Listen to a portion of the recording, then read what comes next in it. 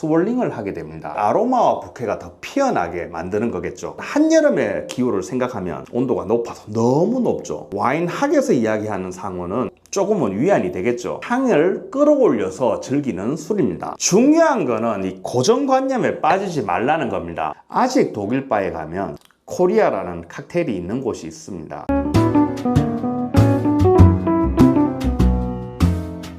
안녕하세요, 와인각입니다. 최근 서대문으로 이전해서 손님을 응대하다 보니 이 와인잔을 잡을 때 어디를 잡아야 될지 주저하시는 분이 아직 계시더라고요. 그래서 오늘은 가볍게 와인잔 잡는 법과 그 이유를 한번 알아보겠습니다. 우리 한국은 술을 따를 때 이 술잔이 넘치도록 따르기도 하죠. 정이 넘쳐야 한다고요. 근데 와인은 따를 때 이 와인잔의 볼에 커브진 곳까지 따르게 됩니다. 왜일까요? 소주를 마실 때는 원샷을 하지만 와인을 마실 땐 그 향과 맛을 동시에 느끼며 풍미를 즐기게 됩니다. 이 향기를 맡으려면 공기하고 접촉을 통해서 기화가 되어야 되겠죠. 그래서 이 와인잔을 이렇게 돌리면서 스월링을 하게 됩니다. 이를 통해서 와인의 아로마와 부케가 더 피어나게 만드는 거겠죠. 이렇게 와인을 제대로 시음하려면 와인잔을 통해서 향과 맛을 동시에 느끼게 되는데, 이때 중요한 점 중에 하나가 와인의 서빙 온도입니다. 통상 화이트 와인은 6에서 12도로 칠링해서 마시고, 레드 와인 같은 경우는 12도에서 18도 사이에서 음용하게 됩니다. 와인 보관은 상온에서 한다고 알려져 있죠. 그래서 화이트 와인은 칠링해서 마시지만 레드 와인은 집에서 보관하다가 상온이라고 그냥 마시는 경우가 많거든요. 근데 봄, 가을에 선선한 기후일 때는 괜찮지만 한겨울 영하의 날씨나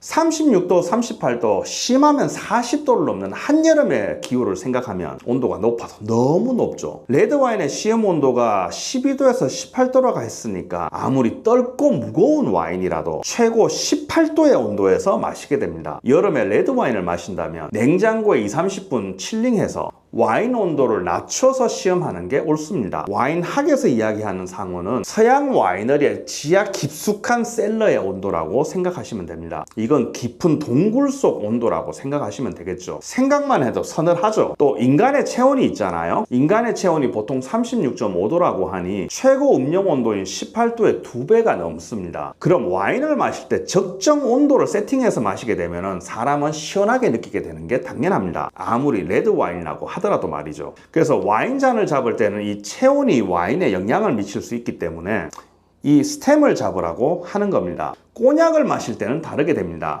꼬냑잔은 이 보울의 밑부분이 넓어서 이 손의 온도를 통해서 향을 끌어올려서 즐기는 술입니다. 와인은 와인의 풍미를 최대한 끌어올리기 위해서 체온의 영향을 안 주게 하는 겁니다. 근데 와인 파티를 할 때 꼭 이 스템을 잡아야 되는 걸까요? 예전에 오바마 대통령이 내한했을 때 이 보울 부분을 잡고 건배를 하는 사진이 기사화된 적이 있습니다. 스탠딩 파티라면 와인잔을 이렇게 계속 들고 있어야 되지만 공식 석상 파티에서 이 테이블에 앉아 있으면 와인잔을 계속 들고 있나요? 아니잖아.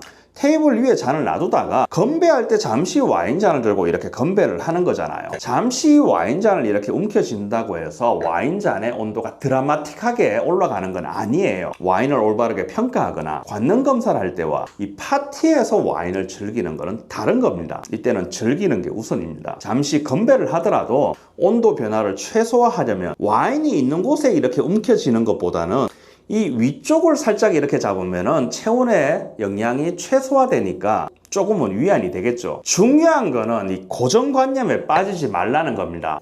선입견을 가지지 말라는 거죠. 그래서 이 유튜브 채널에서 제가 보여주는 게 편안하게 와인을 즐기는 모습을 보여주잖아요. 삼겹살집 가서 맥주잔에 와인 마시는 모습도 보여주고요. 연기 자욱한 삼겹살집에 가서 와인잔 세팅하고 이렇게 스월링해서 마신다고 삼겹살 향이 안 나고 온전히 와인 향을 맡을 수 있을 것 같아요. 여러분들이 조금만 연습하면 비강을 통해서 아로마 부케 다 느낄 수 있습니다. 와인을 제대로 시음하려면 인간의 오감을 총동원해서 집중을 하며 와인을 시음하는 게 맞아요. 하지만 편하게 와인을 즐기고 싶은데 오늘 저녁 와인 한 잔 맛나게 마시며 하루의 피로를 풀며 즐겁고 싶은데 꼭 학구적으로 연구하듯이 와인을 드시는 분들이 있더라고요. 그래서 난 업계분들과 와인을 잘 안 마시게 되더라고요. 대개는 아니면 비싼 와인으로 각 잡으시는 분들이 많기도 하고요. 그게 잘못된 게 아니에요. 내가 돈이 없으니 그런 분들하고 어울리니까 가랭이가 째지겠더라고. 그 분위기가 어렵기도 하고요. 물론 와인이 어렵다는 게 아니라 그 술자리의 분위기가 어렵다는 겁니다. 난 직업적으로 와인이 입안에 들어가면 이미 자동적으로 분석을 하게 된단 말이야. 그것도 이미 스트레스인데 술자리에 사람들까지 학구적으로 접근을 하면 난 체해.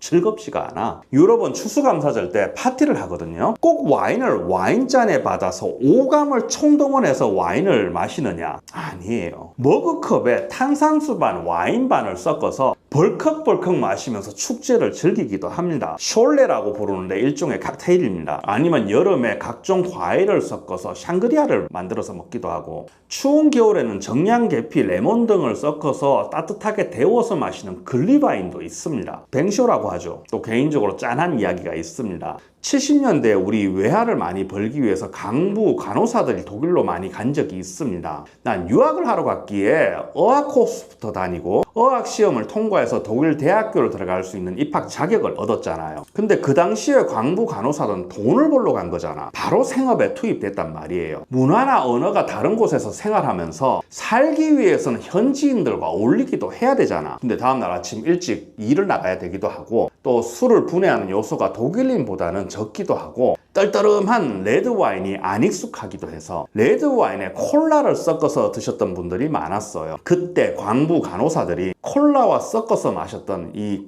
와인 칵테일이 코리아라는 술이에요. 일종의 칵테일이라고 볼 수도 있죠. 아직 독일 바에 가면 코리아라는 칵테일이 있는 곳이 있습니다. 또 독일 유학 시절 저도 강가로 친구들하고 피크닉을 가기도 했습니다. 독일 날씨가 전반적으로 안 좋다 보니 햇볕이 쨍쨍한 맑은 날에는 갑자기 피크닉 이야기가 나오기도 한다고요. 와인잔을 챙겨서 완벽한 피크닉 세팅을 해서 피크닉을 가면 좋겠지만 우린 학생이었잖아. 그럼 학교 수업 마치고 슈퍼에 들러서 살라미나 하몽, 치즈, 안주거리 대충 사고 저렴한 와인 한 병 가져가서 머그컵에 마시기도 하고 플라스틱 컵에 마시기도 했단 말이야. 와인 경영학과 친구들과 강가에 가서 와인 마시며 즐거운 시간 보내는데 학구적으로 와인을 탐구하진 않는단 말이죠. 우리나라에서 보통 와인 마실 때 희한하게 이 후각에 집착하는 경우를 많이 볼 수 있어요. 인간의 오감을 통해서 와인을 시험하는 겁니다. 오감 중에 후각 하나, 후각 중에서도 아로마는 아주 작은 요소일 뿐입니다. 비강을 통해서 이 훈련을 통해서 와인의 아로마 부케는 충분히 맡을 수 있습니다. 올바른 테이스팅법을 익혀서 보다 풍부한 와인의 풍미를 느끼는 것도 중요하지만 그렇다고 이 와인잔이 없다고 해서 와인을 못 즐기는 것도 아닙니다. 또 와인잔 스템을 안 잡고 이 보호를 잡았다고 해서